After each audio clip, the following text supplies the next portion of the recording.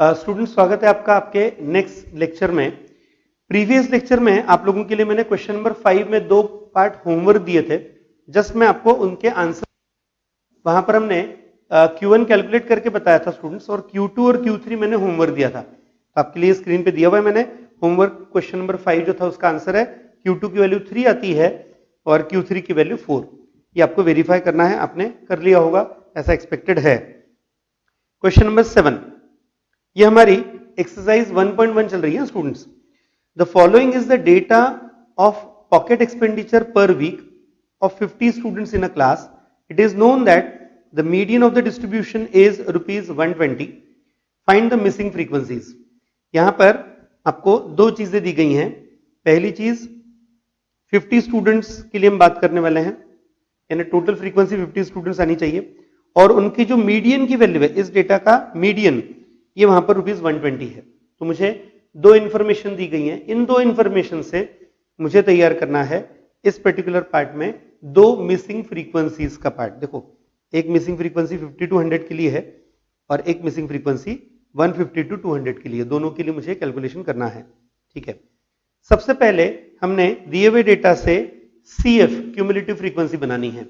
उससे पहले भी हम ये चेक करेंगे क्या ये क्लासेस जो दिए गए हैं, एक्सपेंडिचर पर वीक के जो क्लासेस हैं, क्या ये इंक्रीजिंग ऑर्डर में अरेंज किए हुए हैं, ये पहले आपको चेक करना है। तो यहां पर चेक कर लिया हमने, इंक्रीजिंग ऑर्डर में ही अरेंज किए हुए हैं। तो जो दो मिसिंग फ्रीक्वेंसीज हैं उनको मैंने यहां पर नाम दिया हुआ है X और Y। 50 to 100 की जो है उससे मैंने X नाम दिया, और 150 to 200 की जो है उससे मैंने Y नाम दिया हुआ है। ठीक है, X और Y नाम दे दिया। अब हमने CF बनाया नॉर्मल तरीका। पहला ये 7 एज इट इज, फिर ये 7 X को ऐड करेगा 7 + X। इस तरह से नॉर्मल जैसे हम सॉल्व करते हैं स्टूडेंट्स, उसी तरह से मैंने इसके लिए क्यूमुलेटिव फ्रीक्वेंसीज बना ली। 7 + X, फिर 7 + 15 आएगा 22 + X, फिर 22 + X + Y, फिर उसमें 3 ऐड होगा 25 + X + Y। यानी हमारी टोटल फ्रीक्वेंसी जो है, टोटल फ्रीक्वेंसी ये आ रही है 25 + X + Y। ये हमारी टोटल फ्रीक्वेंसी है। इस फ्रीक्वेंसी को हम कंपेयर करेंगे 50 से, क्योंकि क्वेश्चन में मुझे 50 स्टूडेंट्स हैं ऐसा बोला हुआ है। क्वेश्चन में बोला हुआ है पहले से कि देयर आर 50 स्टूडेंट्स, इसलिए हमने ये कंपेयर किया कि 25 + X + Y ये आएगा 50, तो वहां से X + Y 25 आ गया। ये हमारा पहला इक्वेशन बन गया, फर्स्ट इक्वेशन बन गया। दूसरे इक्वेशन के लिए मुझे मीडियन दिया है। मीडियन क्या होता है? मीडियन होता है Q2, सेकंड क्वार्टाइल। तो मीडियन यानी Q2 दिया हुआ है 120। मुझे Q2 की मदद से और एक इक्वेशन बनाना पड़ेगा, तब जाके मुझे X और Y की वैल्यू मिलने वाली है। ठीक है, तो Q2 120 है। 120 कौन से क्लास में आता है? अब यहां पे 120 कौन से क्लास में आएगा? तो डेफिनेटली 120 आएगा 100 और 150 के बीच में, इसलिए Q2 क्लास आएगा 100 to 150। Q2 क्लास आ गया 100 to 150। यहां पे स्टूडेंट्स आप लोग इस 50 को देखो, कुछ स्टूडेंट ऐसा सोचते हैं, इसके लिए बता रहा हूं।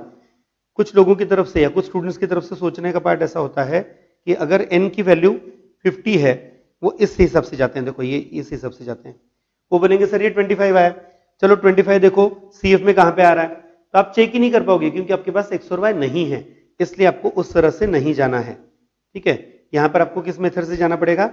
यहां पर आपको जाना पड़ेगा जिसमें वहां पर Q2 120 दिया है, 120 आता है 100 और 150 के बीच में, इसलिए Q2 क्लास आएगा 100 to 150।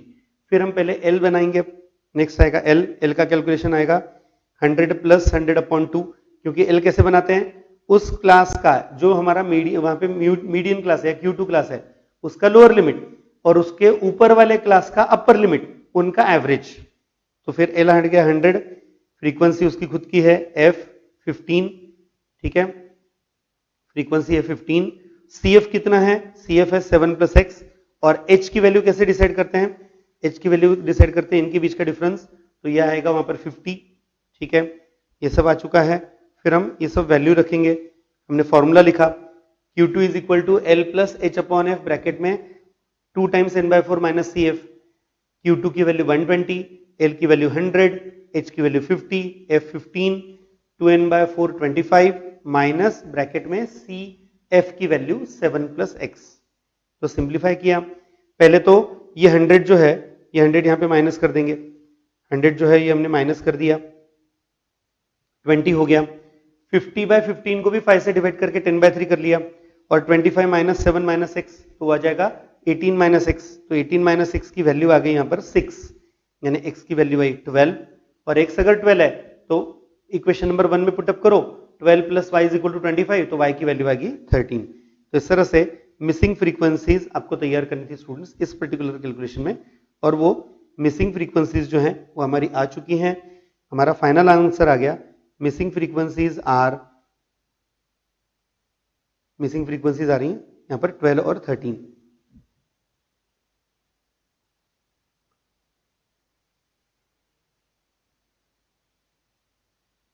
Missing frequencies are 12 and 13। ठीक है, ओके। क्वेश्चन नंबर 7 था ये। अब नेक्स्ट क्वेश्चन नंबर 8।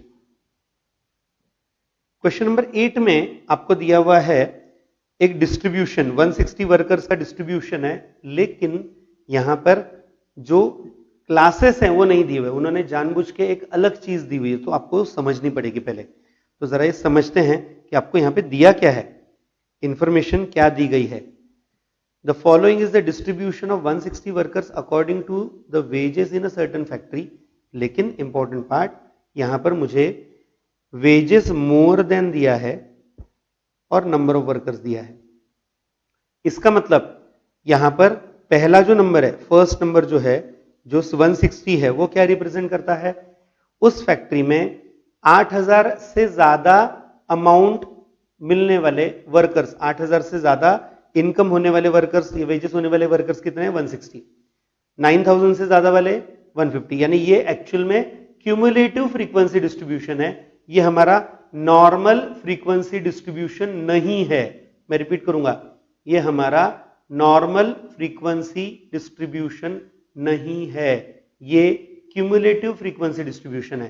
फिर मुझे इस क्यूमुलेटिव फ्रीक्वेंसी डिस्ट्रीब्यूशन से नॉर्मल फ्रीक्वेंसी डिस्ट्रीब्यूशन बनाना पड़ेगा। अब वो कैसे बनाऊंगा, तो जरा अच्छे से समझना।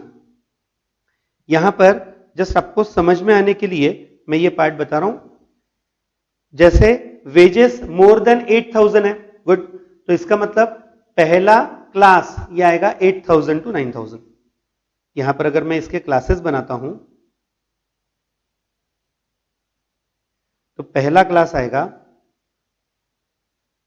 8000 टू 9000, दूसरा क्लास 9000 टू 10000, ठीक है, तीसरा क्लास 10000 टू 11000। इस तरह से ये क्लासेस बनाने पड़ेंगे। ठीक है, लास्ट क्लास आने वाला है 15000 टू 16000 ना, क्योंकि 16000 से ज्यादा का कोई पर्सन ही नहीं है, यानी उससे पहले ही सब वहां पे पर्सन जो भी होंगे, वर्कर्स जो है वो, तो लास्ट क्लास आएगा इनका 15000 टू 16000।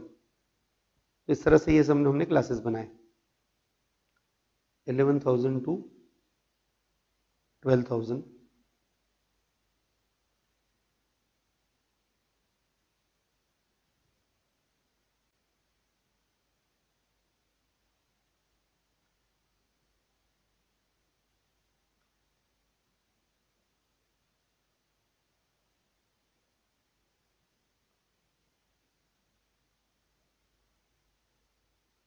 ये जो क्लासेस बने स्टूडेंट, सब इन क्लासेस में इनकी फ्रीक्वेंसी कैसे बनाएंगे, इनकी अगर मुझे फ्रीक्वेंसी बनानी है तो वो फ्रीक्वेंसी कैसे बनाऊंगा मैं, तो फ्रीक्वेंसी के लिए थोड़ा सा ज़रा प्रॉपर मैं लिखने की कोशिश कर रहा हूं।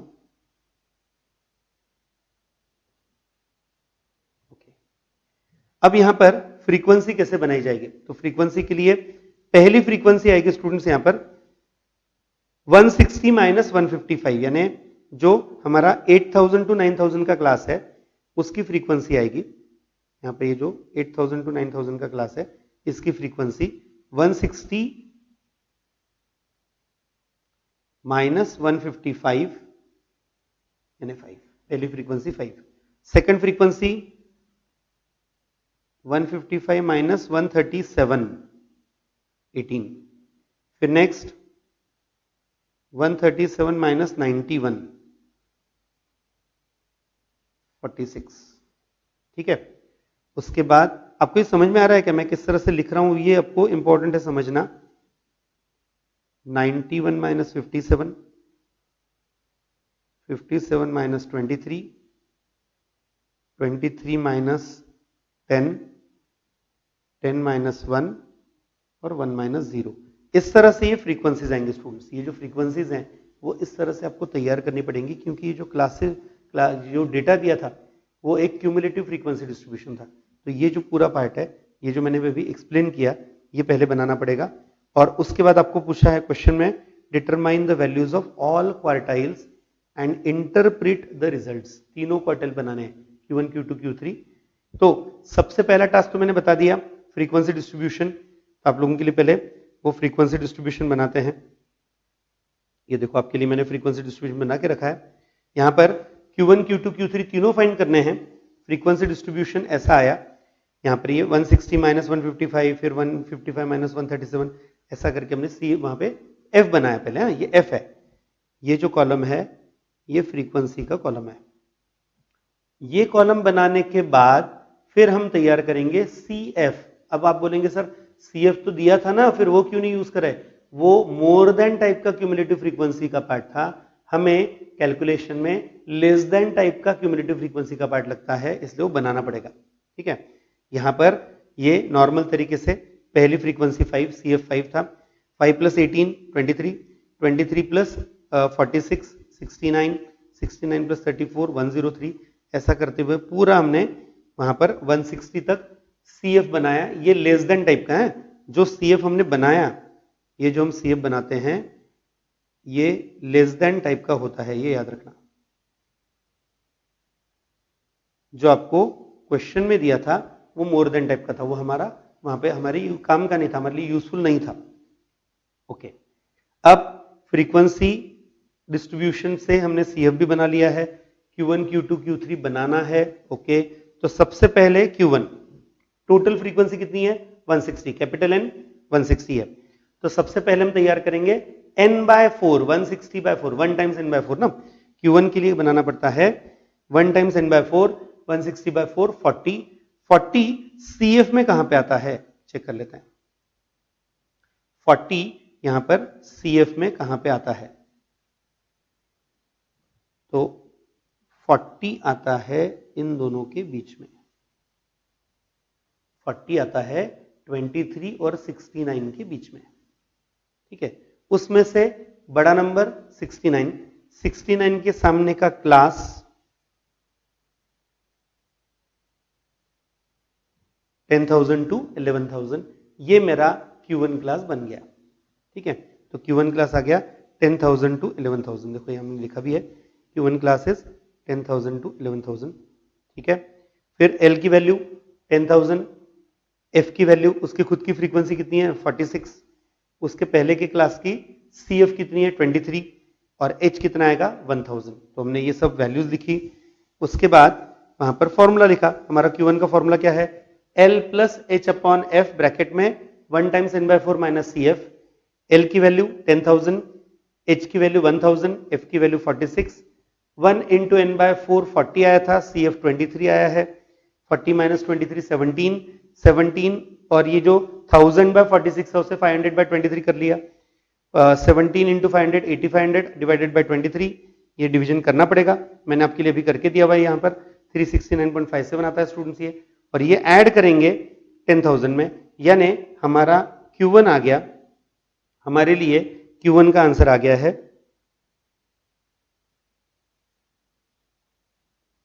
Q1 का आंसर है 10,369.57। तो ये मेथड आपको अप्लाई करनी है। यहां पर दूसरा कोई डिफिकल्ट पार्ट नहीं था स्टूडेंट। सबसे इंपॉर्टेंट पार्ट इसमें जो था ना, वो है आपको वो टेबल पहले रिकंस्ट्रक्ट करना और उसके बाद नॉर्मल तरीके से कैलकुलेशन करना है। अभी मैंने Q1 करके दिया। Q1 में हमने 1 टाइम्स n/4 ये CF ढूंढा था। अब Q2 करते हैं नेक्स्ट। Q2 में 2 टाइम्स n/4 करना है। Q2 में 2 टाइम्स n/4 सॉल्व करना है। 2 टाइम्स n/4 आएगा n/2 यानी 160/2 मतलब 80। फिर हमने वो क्लास ढूंढा 80। ये क्यूमुलेटिव फ्रीक्वेंसी कहां पे आती है? क्योंकि टेबल ऊपर की तरफ है तो मुझे जरा वापस ऊपर की तरफ जाके वो बताना पड़ेगा। ठीक है, Q2 है 80। Q2 के लिए मुझे 80 CF ढूंढना है तो CF 80 आता है इन दोनों के बीच में, यानी उसके सामने का क्लास आएगा ये 11,000 to 12,000। ठीक है, तो यहां पर Q2 क्लास आ गया 11,000 to 12,000। फिर उस सब के लिए मतलब Q2 के लिए L की वैल्यू 11,000, उसकी F की वैल्यू जो भी टेबल से आएगी वो 34 है, CF की वैल्यू वहां पे 69 है, H की वैल्यू 1000 है। फिर फॉर्मूला और कैलकुलेशन। अब मेरी रिक्वेस्ट है कि स्टूडेंट्स ये आपको मेरे साथ ही सॉल्व करना है।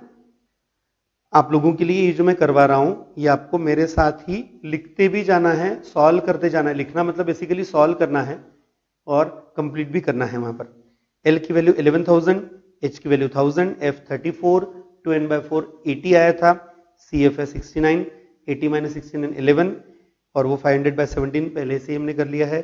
5500 डिवाइडेड बाय 17 डिवीजन कर लिया और फिर फाइनल आंसर आ गया वहां पर 11,323.53। ये आ गया हमारा इसका फाइनल आंसर।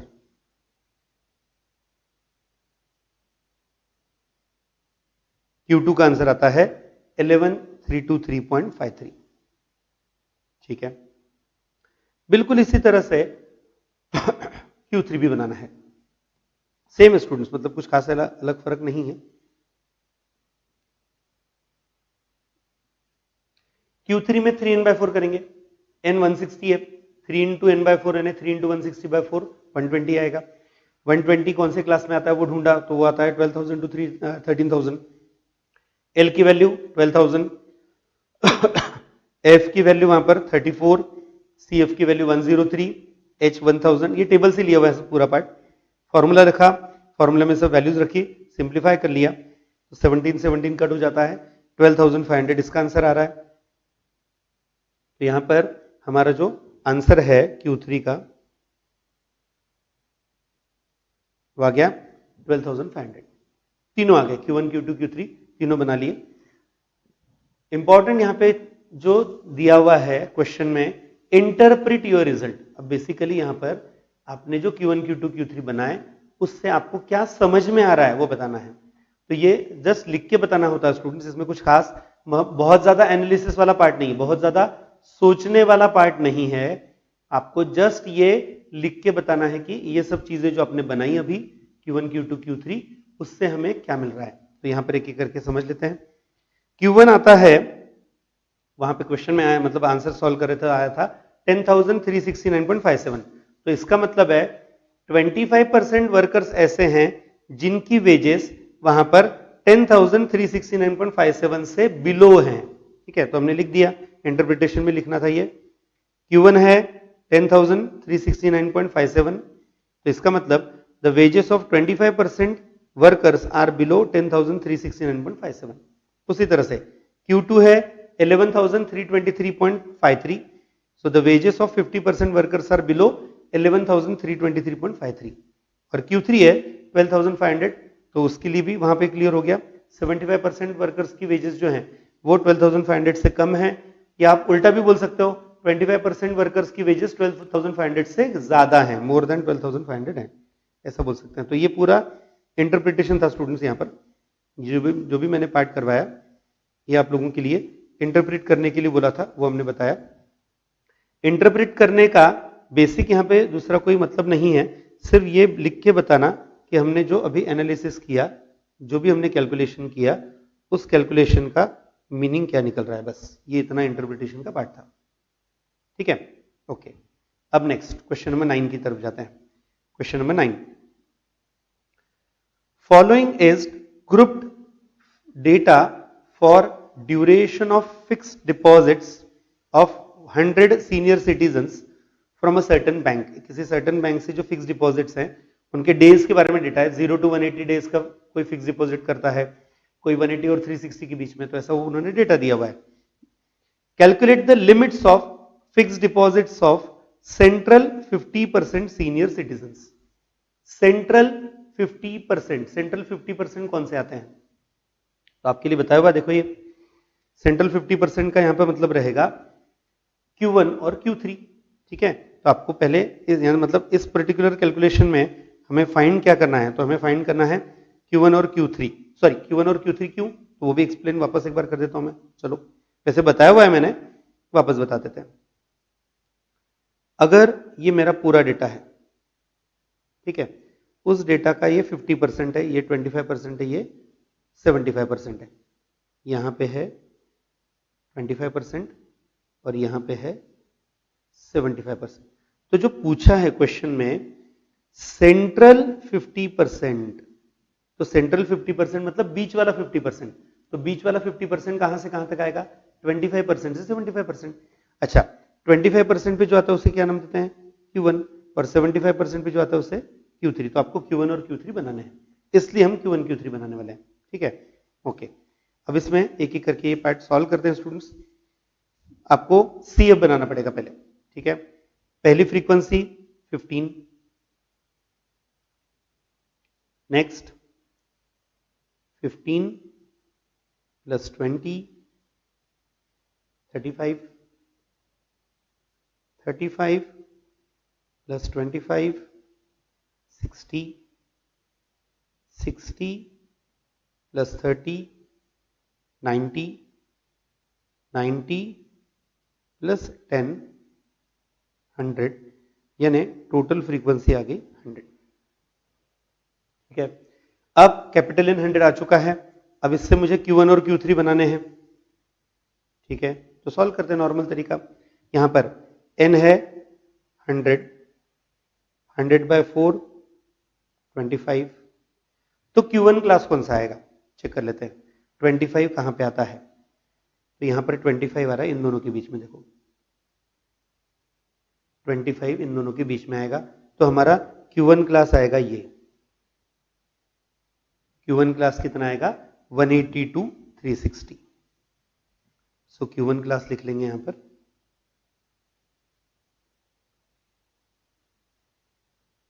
फिर L की वैल्यू, तो यहां पर 180 प्लस 180 अपॉन 2, यानी वो 180 ही आएगा।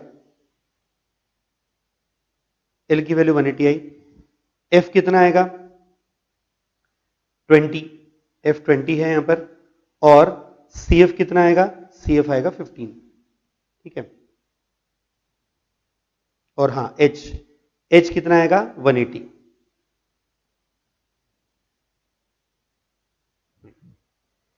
F15, मैं वापस एक बार याद दिला, सॉरी F20 है, सॉरी F20 है, ये 15 है और ये 180 है, ठीक है।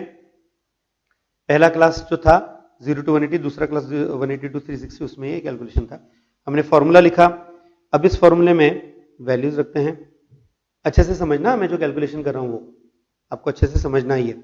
यहां पे L की वैल्यू कितनी है, L की वैल्यू है 180, ओके, L 180 है। अब इसमें यहां पर H कितना है 180, F की वैल्यू 20, 1 टाइम्स n बाय 4 25 और CF 15, ठीक है। 180 प्लस 180 बाय 29 आ गया और इंटू 10 आ गया ये। तो इस तरह से हमारा Q1 आ रहा है 180 प्लस 90, यानी Q1 आएगा यहां पर 270 डेज। Q1 की वैल्यू आ रही है 270 डेज, ठीक है, Q1 बन गया। अब नेक्स्ट मुझे बनाना है Q3, ठीक है। सेम मेथड, कोई फर्क नहीं है, यहाँ पे सेम मेथड से जाना है स्टूडेंट्स। L की पहले तो N की वैल्यू थी 100, तो 3 इंटू 100 बाय 4, तो ये आ जाएगा 75। अब मुझे पहले Q3 क्लास ढूंढना पड़ेगा, तो मुझे Q3 क्लास ढूंढना है। Q3 क्लास के लिए क्या करना पड़ेगा स्टूडेंट्स, देखो Q3 क्लास के लिए मुझे ऐसा करना पड़ेगा, यहां पर पहले तो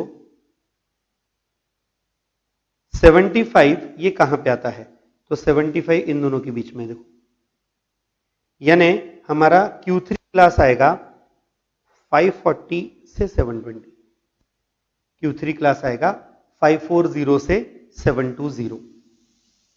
ठीक है, Q3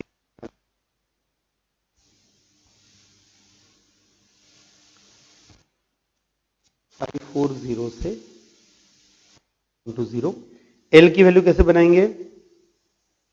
540 प्लस 540 अपॉन 2, तो ये 540 आएगा। उस फ्रीक्वेंसी कितनी है, उस क्लास की फ्रीक्वेंसी कितनी है, तो आइडेंटिफाई कर, उस क्लास की फ्रीक्वेंसी 30 है और CF आएगा 60 और 60। F की value 30, CF 60, H 180। Q3 L की वैल्यू है 540, H की वैल्यू 180, H 180 है स्टूडेंट्स यहां पर, 180 अपॉन F की वैल्यू 30 है, 3n/4 75 और CF की वैल्यू 60।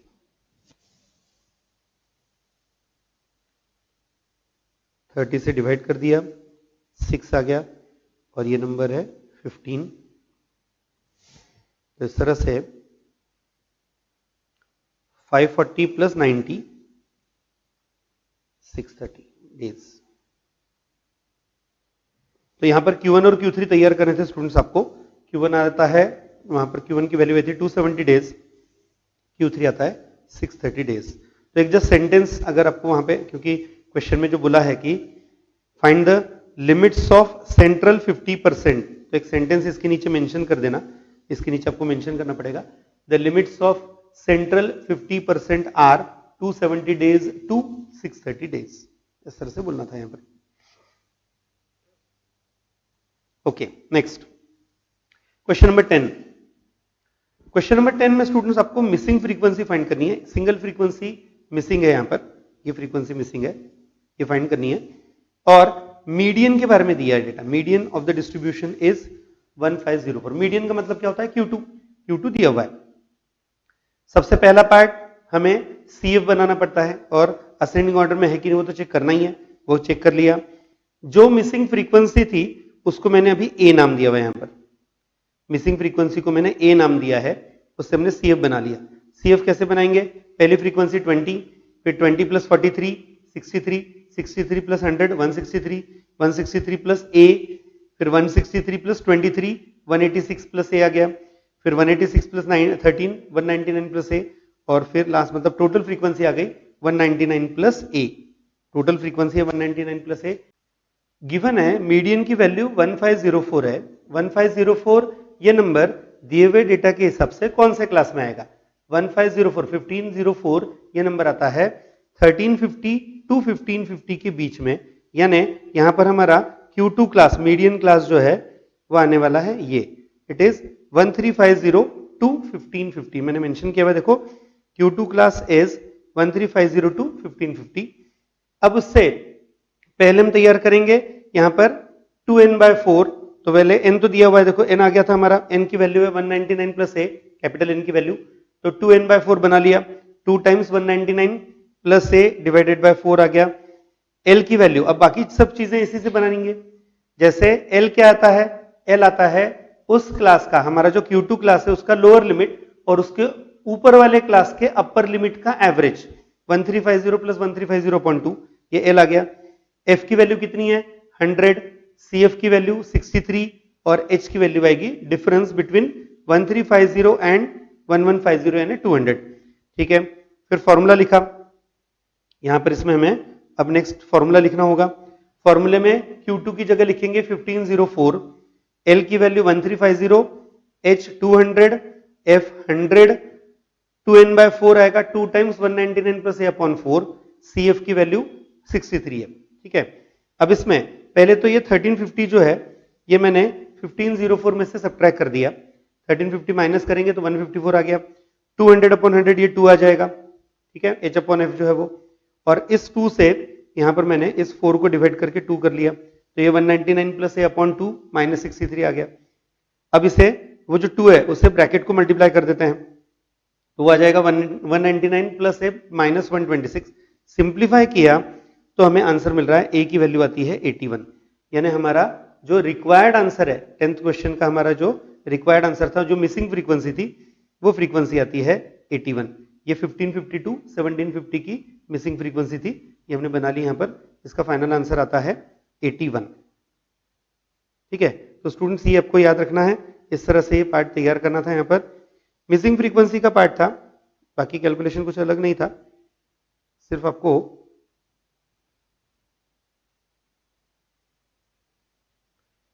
जस्ट हाईलाइट करके बता रहा हूं कि ये हमारा फाइनल आंसर है। हाँ, ये हमारा फाइनल आंसर आ गया। ओके स्टूडेंट्स, यहां पर मैंने हमारी 1.1 एक्सरसाइज कंप्लीट की। ये जो एक्सरसाइज है, इस एक्सरसाइज के लिए मतलब ये कौन से टॉपिक पे थी? क्वार्टाइल्स। पार्टीशन वैल्यूज हमारा चैप्टर जो चल रहा है, पार्टीशन वैल्यूज में हमने क्वार्टाइल्स जब तैयार किए थे, तो क्वार्टाइल्स के पीछे का लॉजिक था, पूरे डेटा को असेंडिंग ऑर्डर में अरेंज करो और उसके 4 इक्वल पार्ट्स करने वाले 3 नंबर बनाओ। Quartiles divide complete data into 4 equal parts. 3 number आते हैं Q1, Q2, Q3, विच divide complete data into 4 equal parts. अब उसी तरह से इसी चैप्टर में हमें डेसाइल्स और परसेंटाइल्स की भी बात करनी है, तो एक एक करके वो समझते हैं। Next, deciles. अगर मैं दिए हुए डेटा के वहां पर इक्वल 10 पार्ट्स तैयार करता हूं, if I divide given data into 10 equal parts, दिए हुए डेटा के अगर मैं 10 पार्ट्स करता हूं, तो वो 10 पार्ट करने वाले जो 9 नंबर आएंगे उन्हें नाम देते हैं deciles. So deciles divide the given data, given observations in 10 equal parts. Deciles पूरे डेटा के 10 इक्वल पार्ट में डिवीजन करते हैं, जब डेटा को असेंडिंग ऑर्डर में अरेंज किया होगा तब। इसका मतलब 9 डेसाइल्स आएंगे, इनको नाम दिया जाता है D1 से लेके D9 तक। आपके लिए डायग्राम भी दिए मैंने।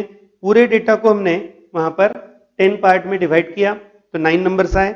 हर एक नंबर जो है वो 10% के मल्टीपल में आएगा। D1 आएगा 10% पर, D2 20% पर, D3 30% पर, D4 40% पर, D5 50 वहां पे 50% पर, D5 और Q2 सेम है स्टूडेंट्स, याद रखना। D6 60%, D7 70% पे, D8 80% और D9 90% पे। इस तरह से ये 9 नंबर्स आएंगे।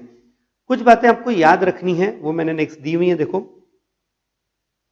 D1 D2 तो नॉर्मल है, याद रखना। D5 और Q2 सेम आते हैं। D5 Q2 और मीडियन ये सब सेम होते हैं। सेकंड क्वार्टाइल, फिफ्थ डेसाइल और मीडियन ये सब सेम आएंगे। यहां पर आपके लिए एक इंपॉर्टेंट पार्ट दिया हुआ है, वो समझो अच्छे से, ये आप लोगों के लिए समझना जरूरी है। जैसे अभी थोड़ी देर पहले मैंने आज के ही लेक्चर में कैलकुलेशन करवाया था, जिसमें मुझे बोला गया था कि लिमिट्स तैयार करो जो सेंट्रल 50% कवर करते हैं। तो सेंट्रल 50% के लिए हमने क्या बनाया था? Q1 और Q3 बिल्कुल बराबर था। लेकिन अगर वो वैसा ना देते हुए कोई अलग नंबर दे दिया, 50% की जगह दे दिया लिमिट्स ऑफ सेंट्रल 40%, देखो मैंने आपको लिए दिया हुआ है यहां पर। अगर ऐसा बोला गया, if it is asked to find limits of central 40%, तो 40% सेंटर के 40% वो कैसे बनाएंगे? तो प्रैक्टिकली वो कैसे आता है वो पहले समझते हैं। क्या जितने आपको बनाया बोला गया है, क्वेश्चन में दिया गया फाइंड करने के लिए सेंट्रल 40%, तो 40 का आधा कर लो, 40 डिवाइडेड बाय 2 वो आ जाएगा 20। हमारा मिडल होता है 50, तो 50 में से 20 माइनस करो यानी 30, और 50 में 20 ऐड करो यानी 70। तो ये आ गया 50 माइनस 20 30, 30 मतलब D3 और 50 प्लस 20 मतलब 70 D7। तो इन शॉर्ट आपको अगर ऐसा बोला गया कि सेंट्रल 40% के नंबर बनाओ, तो हम क्या बनाएंगे? D3 और D7। चेक करते हैं, मैं आपको डायग्राम से बता रहा हूं, जरा ध्यान देना अच्छे से। आपके सामने डायग्राम है। इस डायग्राम में अगर मुझे बोला गया सेंट्रल 40%, ना देखो सेंटर में अभी क्या है, यहां पर सेंटर में है ये 50, इसके 20 पहले 20 बाद में, क्योंकि टोटल 40 जाना है, यानी यहां से लेके यहां तक, तो ये आएगा टोटल 40%। तो बनाने वाले नंबर्स कौन से आएंगे? D3 और D7।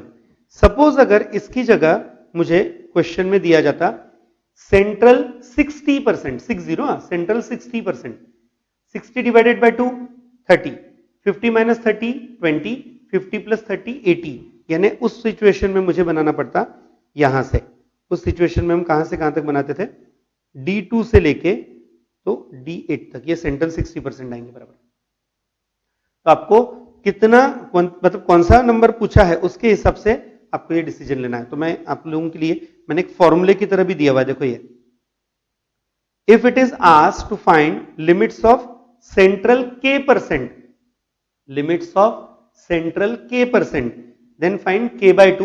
पहले K/2 बनाओ, वो जो नंबर आएगा वो 50 में से लेस करो, 50 माइनस K/2 भी कर लो और 50 प्लस K/2, उतने नंबर का डेसाइल आपको तैयार करना है। अगर वो नंबर जो है वो डेसाइल के फॉर्म में आता होगा तो, हाँ, यानी अगर ये 50 माइनस K/2 ये 10 के मल्टीपल में आता है या 50 प्लस K/2 10 के मल्टीपल में आता है तो डेसाइल आएगा। अगर वैसा नहीं रहा तो ये परसेंटाइल में भी जा सकता है।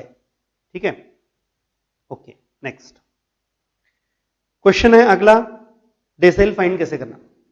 जैसे हमने क्वार्टाइल के लिए बताया था, देखो क्वार्टाइल में भी मैंने कैलकुलेशन बताते समय आपको 3 टाइप के डेटा के लिए डिटेल में हमने बताया था। पहला इंडिविजुअल ऑब्जर्वेशंस, दूसरा अनग्रुप्ड फ्रीक्वेंसी डिस्ट्रीब्यूशन, तीसरा ग्रुप्ड फ्रीक्वेंसी डिस्ट्रीब्यूशन का कैलकुलेशन। तो यहां पे भी मैं वो तीनों पार्ट बताने वाला हूं, अच्छे से समझो। पहले फर्स्ट पार्ट उसका, अरेंज गिवन डेटा इन, मतलब मैं इंडिविजुअल ऑब्जर्वेशन के लिए बता रहा हूं स्टूडेंट्स, ये पहले पार्ट के लिए। तो उसमें स्टेप्स, दिए हुए डेटा को पहले असेंडिंग ऑर्डर में अरेंज करो, n मतलब होता है टोटल नंबर ऑफ ऑब्जर्वेशंस। उसके बाद अगर मुझे i नंबर का डेसाइल बताना है, i नंबर का डेसाइल कैलकुलेट करना है, di, तो di क्या आएगा, i टाइम्स n+1/10 नंबर का ऑब्जर्वेशन, di की वैल्यू आएगी i टाइम्स n+1/10 नंबर का ऑब्जर्वेशन। इसमें i की वैल्यू होती है, i is either 1, 2, 3 up to 9, i की लिए वैल्यू रहेगी 1 से लेकर 9 तक। तो हमने इस तरह से डेसाइल्स तैयार करने हैं, ये इंडिविजुअल ऑब्जर्वेशंस के लिए मैंने बताया अभी। ठीक है, next second, ungroup frequency distribution की बात करते हैं। अनग्रुप फ्रीक्वेंसी डिस्ट्रीब्यूशन के लिए भी मेथड सेम रहेगी स्टूडेंट्स। पहले दिए हुए डेटा को असेंडिंग ऑर्डर में अरेंज करो, क्यूमुलेटिव फ्रीक्वेंसीज बनानी पड़ेगी। यहां पर एक थोड़ा सा नया पार्ट बोल सकता हूं मैं, टोटल फ्रीक्वेंसी जो है वो रहेगी वहां पर समेशन f, n की वैल्यू आएगी समेशन f, n मतलब नंबर ऑफ ऑब्जर्वेशंस होते हैं हमारे वैसे भी। तो ये करने के बाद फिर हम तैयार करेंगे फॉर्मूला डेसाइल का। ith डेसाइल अगर बनाना है di, तो di कैसे बनाएंगे, i टाइम्स n+1/10 नंबर का observation, same method, i is either 1, 2, 3 up to 9, i की वैल्यू रहेगी 1 से लेके 9 तक। ठीक है, d1, d2, d3 इस तरह से आपके लिए मैंने जानबूझ के बताया भी है, पिछली बार मतलब फर्स्ट पीस में भी बताए थे। d1 क्या आएगा, n+1/10 नंबर का observation, d2 2 times n+1/10 number का observation, d3 3 times n+1/10 number का ऑब्जर्वेशन। हर बार ऐसा ही रहेगा। d5 अगर है तो 5 टाइम्स n+1/10 नंबर का ऑब्जर्वेशन, ऐसे ही आपको तैयार करना है।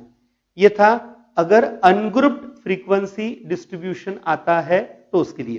ठीक है, अब बात करते हैं, ठीक है, नेक्स्ट पार्ट अब आपके लिए, अगर ग्रुप्ड फ्रीक्वेंसी डिस्ट्रीब्यूशन है तो उसके लिए हम डेसाइल का कैलकुलेशन कैसे करेंगे वो बताते हैं। नेक्स्ट, डेसाइल्स का calculation for grouped frequency distribution. जो हमारा क्वार्टाइल का तरीका था स्टूडेंट्स, वहीं पहले दिए हुए डेटा को असेंडिंग ऑर्डर में अरेंज करो, क्यूमुलेटिव फ्रीक्वेंसीज बनाओ, फिर हम यहां पर कैपिटल N लेते हैं, टोटल फ्रीक्वेंसी समेशन f। अगर मुझे i नंबर का डेसाइल तैयार करना है तो सबसे पहले बनाना पड़ेगा i into capital N/10, i into capital N/10, ये मुझे बनाना है पहले, जिसमें i की वैल्यू क्या क्या हो सकती है, 1 से लेके 9 तक कुछ भी नंबर हो सकता है। फिर वो जो नंबर है i इंटू N/10, वो क्यूमुलेटिव फ्रीक्वेंसी में हम ढूंढेंगे कि वो नंबर क्यूमुलेटिव फ्रीक्वेंसी में कौन से दो वैल्यूज के बीच में आता है, उसमें से जो ग्रेटर नंबर होगा उसके सामने का क्लास, उसे नाम देते हैं वहां पर di क्लास। ठीक है, यानी पहले हम क्लास फाइंड करेंगे, class containing i into n/10 cumulative frequency, such class is known as di class, इसे नाम दिया जाएगा di क्लास। फिर उस di क्लास के लिए मुझे सब वैल्यूज तैयार करनी पड़ेंगी। di क्लास के लिए हम तैयार करेंगे l मतलब उसका लोअर क्लास बाउंड्री, f उसकी फ्रीक्वेंसी, cf उसके पहले के क्लास की क्यूमुलेटिव फ्रीक्वेंसी, h उसकी क्लास विड्थ, ये सब बनाना होगा, f, cf, h और l और ये सब बनाने के बाद फिर हम फॉर्मूला अप्लाई करेंगे यहां पर D I is equal to L plus H upon F bracket में I times N by 10 minus C F, जो हमारा नॉर्मल फॉर्मूला है वो आई की वैल्यू यहां पे हो सकती है 1 से लेके 9 तक, ठीक है, D1 से लेके D9 तक। तो अगर किसी डेटा को 10 इक्वल पार्ट में डिवाइड करना है तो उसके लिए हमने बनाए थे वहां पर डेसाइल्स। अब इसी चैप्टर का last part, theoretically last part यह है, अगर मुझे यहां पर किसी भी डेटा के 100 इक्वल पार्ट करने हैं, 100 इक्वल पार्ट करने हैं, तो वो जो आएगा उसे कहा जाता है परसेंटाइल। परसेंटाइल का मतलब होता है डिवाइड करो डेटा को 100 इक्वल पार्ट में। मैंने आप लोगों के लिए क्वार्टाइल के लिए डायग्राम बताई थी, अभी हमने आज के ही लेक्चर में डेसाइल के लिए भी डायग्राम बताई कि डेसाइल किस तरह से 10 पार्ट्स में डिवाइड करता है, लेकिन मैं 100 पार्ट डिवाइड नहीं कर सकता हूं स्टूडेंट्स, ये आपको समझना पड़ेगा डायरेक्टली, इसके डायग्राम नहीं बताएंगे हम, लेकिन क्लियर है पूरे डेटा को असेंडिंग ऑर्डर में अरेंज करेंगे और उसके 100 इक्वल पार्ट करने हैं, उसके वहां पर हम 100 इक्वल पार्ट्स करने वाले हैं, ठीक है। तो नंबर्स कहां से कहां तक आएंगे, P1 से लेके P19 तक। परसेंटाइल है ना, जैसे क्वार्टाइल Q से डिनोट किए थे, डेसाइल D से डिनोट किए थे, परसेंटाइल P से डिनोट करते हैं, कैपिटल लेटर P, P1 से लेके P99 तक, ठीक है। इसमें नॉर्मल P1 फर्स्ट परसेंटाइल आएगा, P1 के पहले भी 1% डेटा रहेगा, P1 के बाद में रहेगा 99% डेटा। तो उसी तरह से अगर मैंने P5 बनाया तो P5 मतलब फिफ्थ परसेंटाइल, तो उसके पहले कितना डेटा रहेगा 5% और बाद में कितना रहेगा 95%।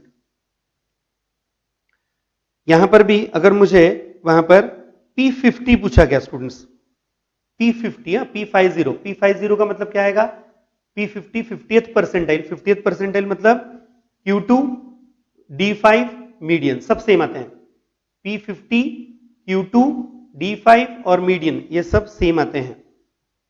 इसमें भी अगर मुझे वहां पर इस तरह का कोई नंबर दिया कि फाइंड लिमिट्स ऑफ सेंट्रल 30%, मैंने आज के ही लेक्चर में मेरे बताया हुआ है, हमने डेसाइल में डिस्कस किया था, अगर सेंट्रल 30% पूछा गया तो जो नंबर है उसको हाफ करो, 30 डिवाइडेड बाय 2 15, फिर 50 में से 15 माइनस करो 35, 50 में 15 ऐड करो 65, यानी आपको P35 और P65 तैयार करना है, P35 तैयार करना है, P65 तैयार करना है। अगर ऐसा बोला गया 30% सेंट्रल 30% पूछा गया तो इसी के लिए आपको जनरल नंबर के लिए दे दिया है। अगर सेंट्रल K% बोला गया तो फिर हम क्या करेंगे, K/2 निकालेंगे, पहले K/2 कैलकुलेट करेंगे और जो K/2 आएगा 50 में से माइनस करो उतने नंबर का परसेंटाइल और K/2 50 में ऐड करो उतने नंबर का परसेंटाइल। अगर ये नंबर मतलब जो K/2 आता है वो नंबर 10 के मल्टीपल में आता है तो डेसाइल में जाते हैं, अगर वो 10 के मल्टीपल में नहीं आता है तो फिर परसेंटाइल में जाना पड़ेगा। ओके, क्विकली मैं आप लोगों को परसेंटाइल के जो हमारे फॉर्मूले हैं वो भी बता देता हूं, क्योंकि वो डेसाइल के जैसे ही हैं, सिर्फ फर्क ऐसा है स्टूडेंट, डेसाइल में हम 10 से डिवाइड करते थे, परसेंटाइल में हम 100 से डिवाइड करेंगे, बाकी नया कुछ भी पार्ट नहीं है। अगर मुझे आई नंबर का परसेंटाइल बनाना है, ith परसेंटाइल बनाना है, तो वो आता है PI, यानी I इंटू n+1/100 नंबर का observation, I into n+1/100 number का ऑब्जर्वेशन। इसमें I की वैल्यू कहां से कहां तक रहेगी, 1 से लेके 99 तक, यानी P1 अगर है तो 1 टाइम्स n+1/100 नंबर का ऑब्जर्वेशन, P2 है 2 टाइम्स n+1/100 नंबर का ऑब्जर्वेशन, इस तरह से रहेगा। उसी तरह से इंडिविजुअल ऑब्जर्वेशंस की जैसा ही अनग्रुप फ्रीक्वेंसी डिस्ट्रीब्यूशन होंगे तो भी सेम फॉर्मूले हैं, कोई डिफरेंस नहीं है। आपको सबसे पहले दिए हुए डेटा को असेंडिंग ऑर्डर में अरेंज करना है, उसके बाद CF तैयार करो, क्यूमुलेटिव फ्रीक्वेंसी, उसके बाद टोटल फ्रीक्वेंसी को हम नाम देंगे स्मॉल n, ये हमारे नंबर ऑफ ऑब्जर्वेशंस आ जाएंगे। फिर उसके बाद फॉर्मूला वही P1 P2 P3 वगैरह जो भी है, उसी तरह से PI यानी जो इंडिविजुअल ऑब्जर्वेशन का फॉर्मूला था वही अनग्रुप्ड फ्रीक्वेंसी डिस्ट्रीब्यूशन में भी है, सेम बिल्कुल, ठीक है।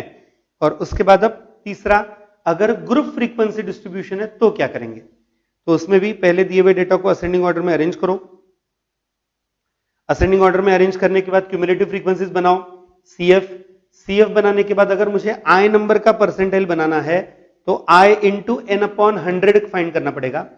ये नंबर जो है उस नंबर का वहां पर क्यूमुलेटिव फ्रीक्वेंसी में वो कौन से दो नंबर के बीच में वो आइडेंटिफाई करेंगे, उसमें से जो हाइयर नंबर है उसके सामने का क्लास उसे नाम दिया जाएगा वहां पर पी आई क्लास, उसे नाम दिया जाएगा पी आई क्लास।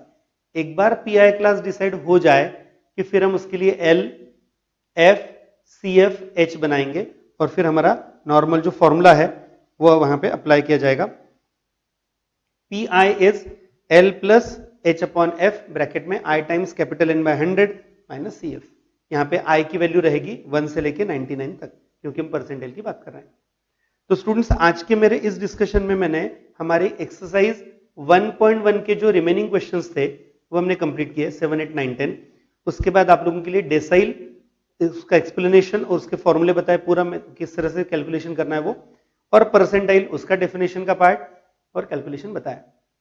ठीक है, तो आज के लेक्चर में मैं इतना ही ले रहा हूं स्टूडेंट्स। इसके आगे का पार्ट हम हमारे नेक्स्ट लेक्चर में करेंगे। इसके लिए कुछ कैलकुलेशंस बताएंगे आपको और फिर एक्सरसाइज 1.2 कंटिन्यू करेंगे।